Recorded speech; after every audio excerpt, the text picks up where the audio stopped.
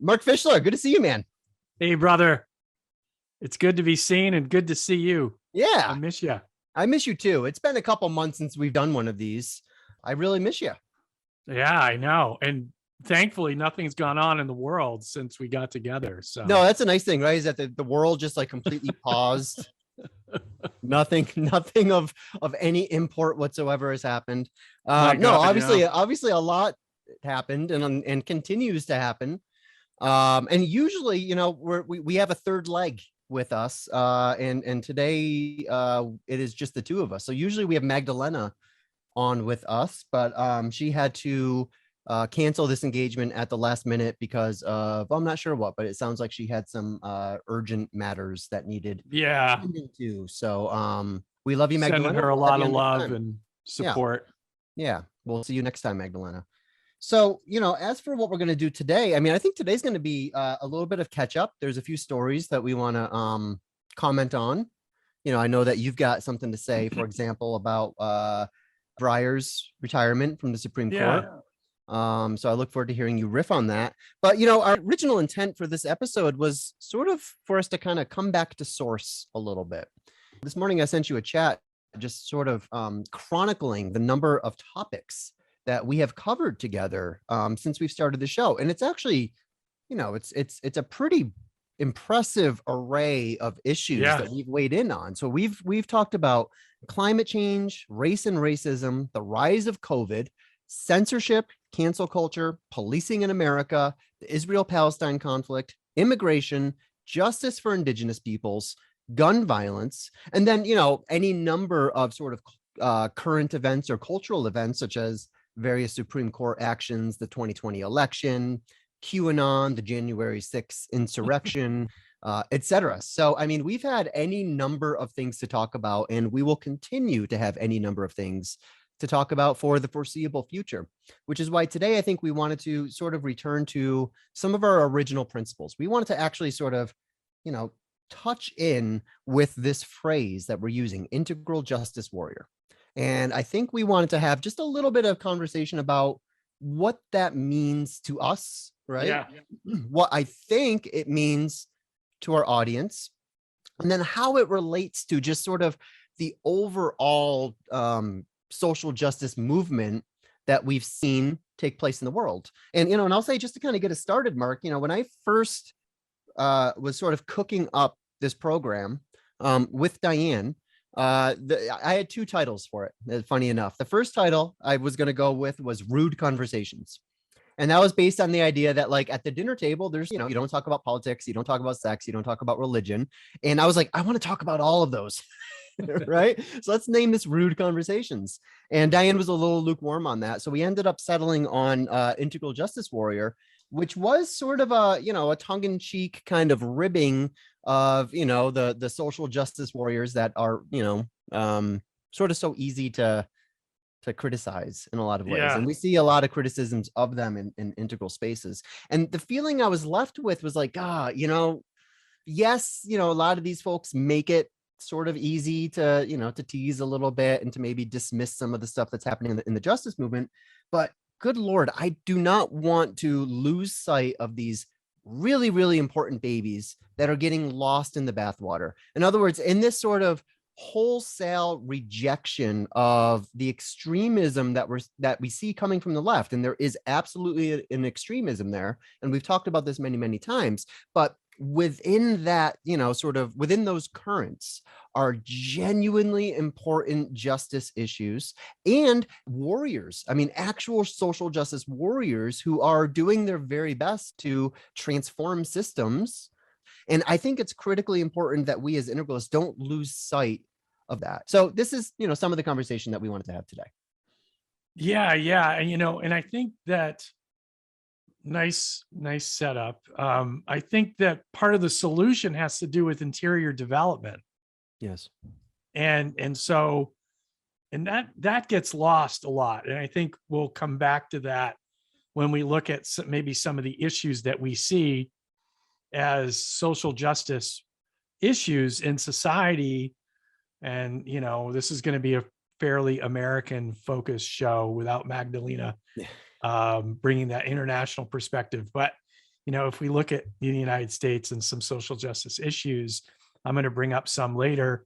A lot of it has to do with interior development, and that doesn't get talked about in postmodern green circles, and so and it's to the detriment of solving those egregious issues that still plague us as a society. So yeah, let's get back to our roots and talk about what is justice, a question that has haunted me since at least college, and just trying to understand that. And in fact, I kind of want to talk a little bit, I kind of want to look at like, what is justice? I wanted to kind of give some definitions out there for, I would love you to.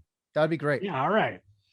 And then we can like look at some, I think, where we might agree, like where some issues might be in play on the social justice front that we care about or, want to get at from an integral way. But, I was looking at some stuff and I found this definition of justice, and it's from the Institute of Justinian Law, Roman law, 6th century Roman law, right?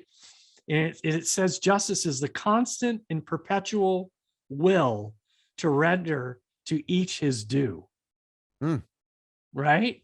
And so, you can play that out in different ways, but, how should humans be treated? Right.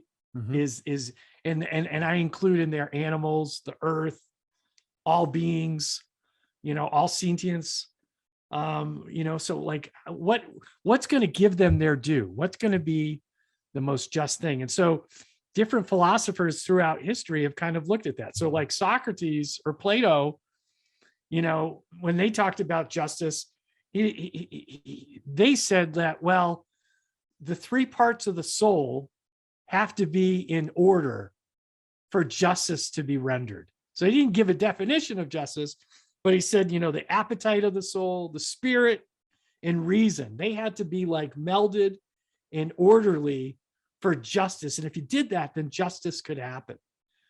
And then you kind of like jumpstart way later in history to like John Rawls, who wrote A Theory of Justice, the Harvard professor. And he kind of looked at justice from a perspective of fairness. And so, his idea was, well, what if everybody was blindfolded and you didn't know the color of your skin? You didn't know if you had a disability. You didn't know what sex you were. You didn't know your wealth. What would you do? Right? What would you create? And so, that's obviously based on a theory of fairness. Like I'm going to build a fair society.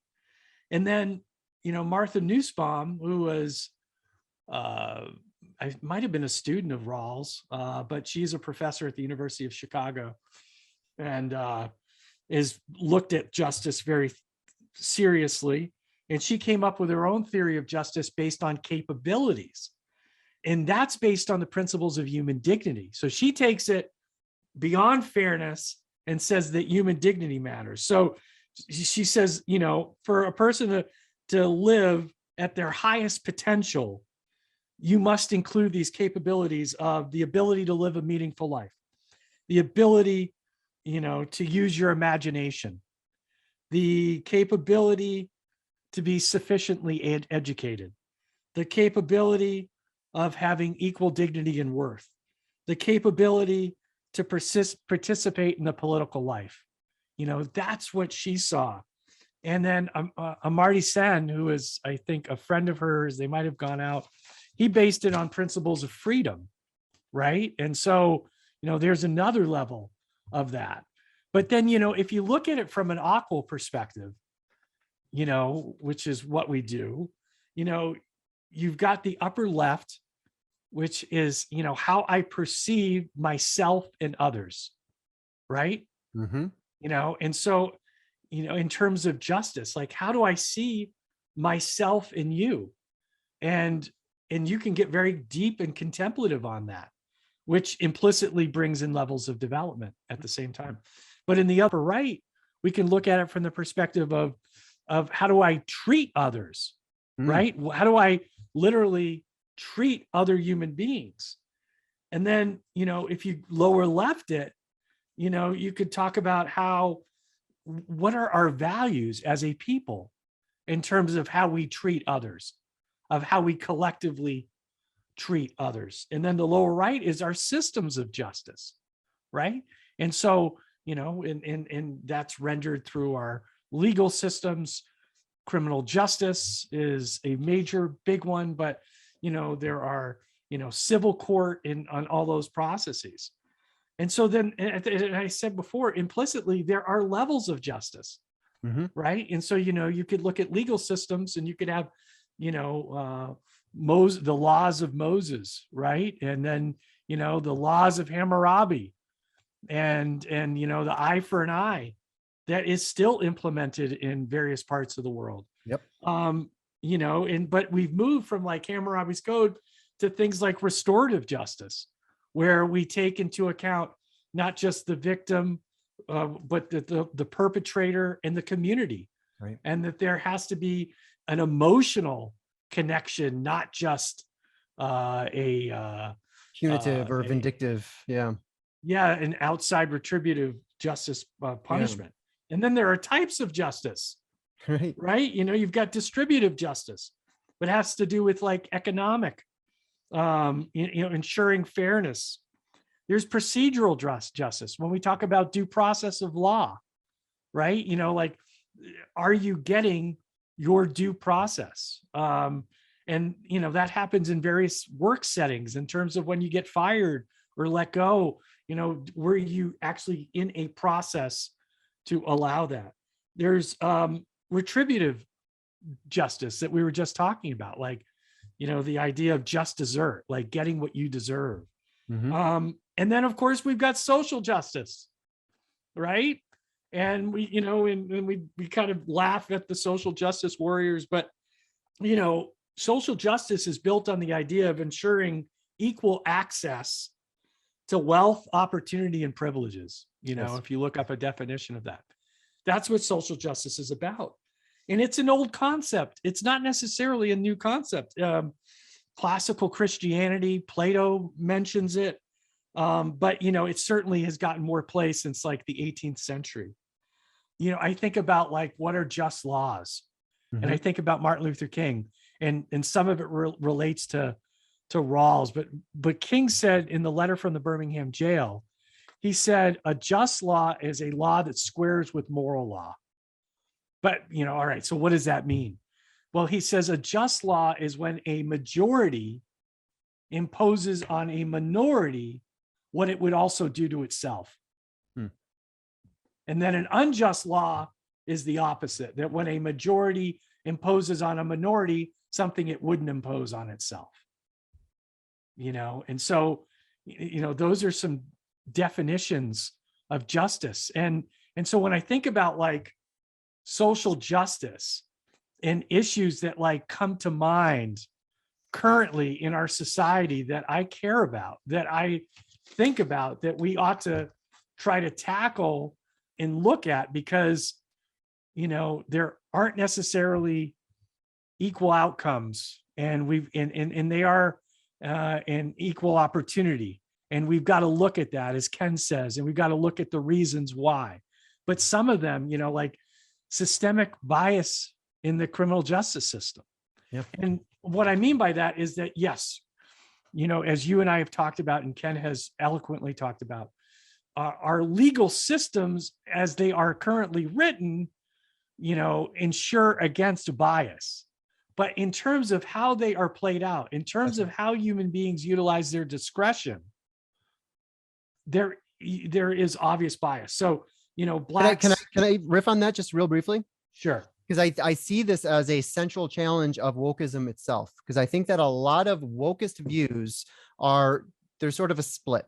On the one hand, I think that the very best of wokeism, and again, this is something I talked about with Ken this weekend, and I hope to continue with him next month, The very, very best of wokeism is able to discern certain systemic qualities that are not completely obvious to everyone else. So, for example, when we look at the lower right quadrant, we can say, guys, there are no longer any discriminatory laws on the books, right? And I think Right. for the most part, we would agree with that. There's still a few, wrinkles that we're ironing out, but for the most part, the vast majority of blatantly discriminatory laws have been removed from the books. However, we still are dealing with the many inertias and karmas and consequences from previous sets of laws that are still impacting how we socially self-organize. And that requires a different kind of intervention, right? So we look at, for example, guys, there's nothing like redlining on the books anymore. That doesn't exist anymore, right?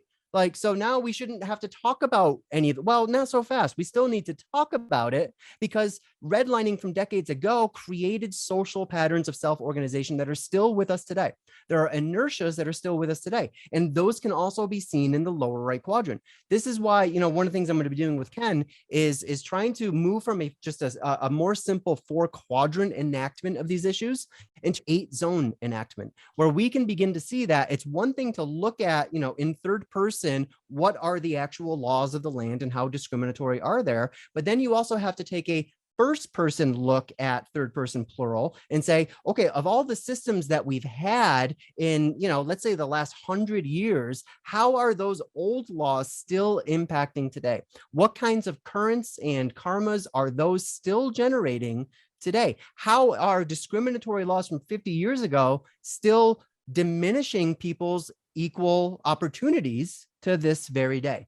And I think that the very best of wokeism is able to tune into this. They're able to see data from some of these zones that aren't quite so obvious until you get to really a mature green point of view. But here's the problem. As great as all that is, as important as all that is, as much as I want to include all of that into our integral enactments of justice, right? Because it is absolutely important. And those are exactly the babies we don't want to sort of lose with the bathwaters. At the same time, there's another zone that wokeists are focused on, and that is in the lower left quadrant, zone 3, which we call sort of the hermeneutic zone or the interpretive zone. So what they're almost doing is saying, guys, based on our analyses, our sophisticated analyses about, sort of how reality is structured and self-organized, and here's some of the problems that we still have, which I agree with, they then regress in their interpretation of it. They say, therefore, only this discourse is appropriate. Only this way of talking about it. Because we did our analyses, here's what we see, systemically that's still wrong, and therefore, we need to force culture to talk about it in these ways, which means you can't use these words anymore. We have to use these words instead. And there's a policing. There's sort of that's the regression to Amber. There's this absolutistic way of not just looking at this data, but also interpreting it. And then, sort of how do we enforce this in our group? How do we congeal as a group in order to actually do something about it and make an impact? Well, unfortunately, that's where we see a lot of the slide back to Amber among people on the left, right? They recreate a new kind of absolutism that says, if you don't agree with this set of words, then you're out of the group. You're gone, and we're not willing to talk to you. And that's where, again, this is sort of where the main fault line in the culture war is today. And I think we as integralists need to figure out how to bring a more sophisticated sort of view, a more sophisticated way of enacting all of these zones without allowing ourselves to regress to these us or them. You're with me or you're against me. You're either an anti-racist or you're a complete fucking racist, whether or not you know it. This is, I think, the direction that I'm hoping to help sort of pull things, because all of this is important. And that's why we need to not allow ourselves to succumb to the seductions of this regressive current that says, this is how things are done and there's really no other option here.